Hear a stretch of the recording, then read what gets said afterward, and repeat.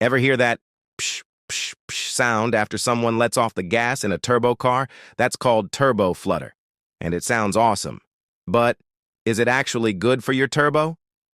Turbo flutter happens when there's no blow-off valve or the BOV is blocked or set to vent late. So when you let off the throttle, all that pressurized air has nowhere to go, and it bounces back into the turbo, slamming into the compressor blades. That flutter is the sound of compressor surge. So is it bad? Yes, long-term it can be. That back pressure puts stress on the turbo's bearings and blades, especially under high boost. It's not going to kill your turbo overnight, but it'll wear it down faster over time.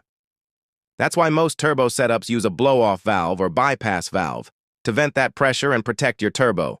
You'll hear a nice clean whoosh instead of flutter. So yeah, turbo flutter sounds sick.